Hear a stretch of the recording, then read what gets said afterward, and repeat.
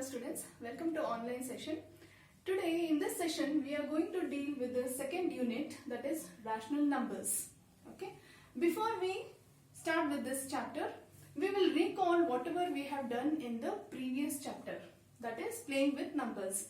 So in that chapter we learned about the general form of numbers. A two-digit number, say example AB, can be written as 10A plus B. ABC, that is a three-digit number, can be written as 100A plus 10B plus C. So like this we can write for a number of digits. Now we learned some puzzles also. You remember some puzzles? Through trial and error method we solved the puzzles, like finding out the values of the given digit, given letter. And also we understood divisibility test by 10, 5, 2, 3 and 9. Say for example, any number, given a number, how do we find out whether it is divisible by 10 or 5 or 2 or 9 or 3 or 9? Okay. So for 10, if it is for 10, so we just have to find out the last digit of the number. If the last digit of the number is 0, then it is divisible by 10. For 5, so the last digit of the number should be either 0 or 5. Then we can say it is divisible by 5. For 2, so the last digit should be 0, 2, 4, 6 or 8. If the last digit of any given number ends with like 0, 2, 4, 6 or 8, then we can say it is divisible by 2. So it's basically all the even numbers are divisible by 2. Now what is the rule for 3 and 9? You have to add the number of digits, all the digits you have to add, and the sum, whatever sum you get, if you divide that, if it is a multiple of 3 or 9, then we can say it is divisible by 3 or 9. So this much we have done, and we have solved some sums in the given exercise. Hope you have done all the sums. Now coming to this chapter. In this chapter we are going to learn what is rational numbers and the properties under these numbers. In the previous class you have learned the properties of natural numbers, whole numbers, integers. Now in this class we are going to learn the properties of rational numbers also. Okay. So what are the properties? It is closure property, commutative property, associative property. These three properties we are going to learn under addition, subtraction, multiplication and division. Then comes identity and inverse, like your additive identity and multiplicative identity, and then additive inverse and multiplicative inverse. Then the next property is distributive property, which is multiplication over addition. And then we are going to learn representation of rational numbers on a number line. Okay. And then the last subtopic will be rational numbers between two rational numbers. So we are going to deal with all these things in this chapter. So shall we start? What is a rational number? A rational number is represented by the letter Q, and it is all the numbers which can be written in the form of P by Q. You remember we did this in bridge course also, and in the previous chapter when we were recalling about the numbers. So here P and Q belongs to integers, set of integers, and Q should not be equal to 0.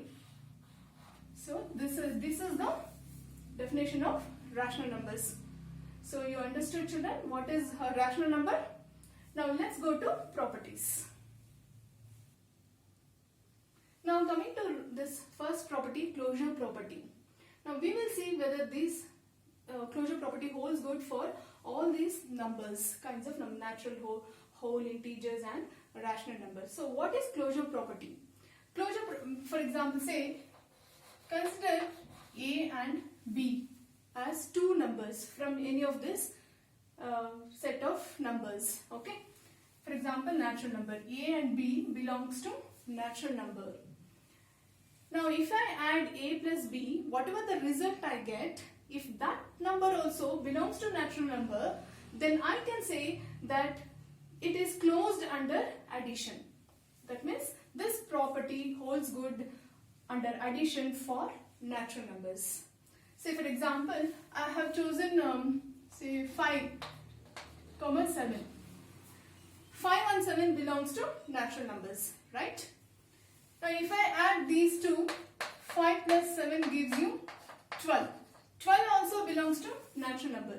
So I can say that this is closed, that is the closure property holds good for addition under addition for natural numbers.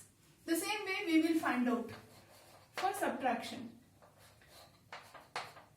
Now 5 minus 7 gives you minus 2, and minus 2 doesn't belong to natural number. So we have to say it doesn't hold good for, this property doesn't hold good for under subtraction for natural numbers. Now coming to multiplication. The same example I am taking, you can take different numbers. Okay. So 5 into 7 gives you 35. Now 35 belongs to natural numbers. So I can say this holds good. This property holds good under multiplication. Now coming to division. What is 5 divided by 7? It will be in points, decimal points, and this is in the form of fraction, and this fraction doesn't belong to natural numbers. So I can say that this property doesn't hold good, or it is not closed under division for natural numbers. The same with whole numbers also, because the only difference here is whole numbers you have 0, other natural numbers doesn't have 0. So the same property holds good for whole numbers also. So I can write this directly. That means it is closed under addition for whole numbers, not closed under subtraction, and then closed under multiplication, and it is not closed under division. You can check with the example from whole numbers. You can take any numbers and find out the way I have done like this. The same way you can do for whole numbers also. Now coming to integers. Okay, you know all the negative numbers, 0 and positive numbers belong to integers. Now we will see one example with integers. Okay, now I am considering say minus 2 and 3. I am taking these lower numbers so that it will be easy for you to understand. So now when I add these two, I will get 1 as the answer. I have taken one negative number and one positive number. I have done the addition. So whatever the result I am getting, that also belongs to integers. So I can say that this property holds good under addition for integers. Now the same way, if you want to subtract, so the answer will minus 2 minus 3 gives you minus 5. Minus 5 also belongs to integers. So I can say that this property, or it is closed under subtraction for integers. Now coming to multiplication. So minus 2 into 3 is minus 6. So minus 6 also belongs to integers. So it holds good under multiplication also. Now coming to division. Now when I divide minus 2 by 3, this is in the form of a fraction and it doesn't belong to integers.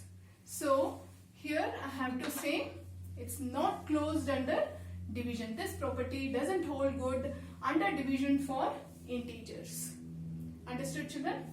Now coming to rational numbers. Okay, now we will see for rational numbers whether this property holds good under these conditions for rational numbers. I have taken the example 2 by 3 and 1 by 5. 2 by 3 and 1 by 5 belongs to rational numbers. Okay, when we add, take the LCM 15, then 10 plus 3, that is 13 by 15. You get the answer. When you add these two rational numbers, you get 13 by 15 as the answer. and this is also, it's in the form of p by q, so it belongs to rational numbers. So we can say that it is closed under addition. Fine. Now coming to subtraction, I have taken the same numbers, same rational numbers for you to understand better. Okay, 2 by 3 minus 1 by 5. So gives you answer 7 by 15. Understood, children? 7 by 15 also belongs to this rational numbers. So it is closed under subtraction also. Now coming to multiplication, we will multiply these two rational numbers and find out whether this answer belongs to rational numbers or not. So 2 by 3 into 1 by 5 is 2 ones are 2, 3 5s are 15. So 2 by 15 also is in the form of p by q, so it belongs to rational numbers. So I can say that it is closed under multiplication. Now coming to division, 2 by 3 divided by 1 by 5. So what we have to do here? We have to take the reciprocal of 1 by 5 is 5 by 1. So 2 5s are 10, 3 1s are 3. So 10 by 3 that also belongs to division. But can I write it is closed under division? We cannot write. I'll tell you why. Consider 0. Okay. In place of 1 by 5 we will see 0. 2 by 3 plus 0 is 2 by 3. So it holds good. 2 by 3 minus 0 is again 2 by 3. It holds good. Here also if you multiply any number by 0, you get 0. 0 belongs to rational numbers, so it holds good. But here in this case, for in division, if you divide any number by 0, the answer won't be in the form of p by q. Because p by q, you remember what did we say? This q should not be equal to 0. So when you divide a number by 0, then the answer will be in the form of here division p by q, it will not be equal to 0. So we cannot write that it is closed under division. So we have to write it doesn't hold good under division. So only except 0, all other numbers it holds good. Okay. So any number you take from rational number except 0, you will get the answer as rational number itself when you divide. So, but for one condition also it should hold good. So if it doesn't hold good for one condition also, we have to say it is not closed under division. So you understood this much, children?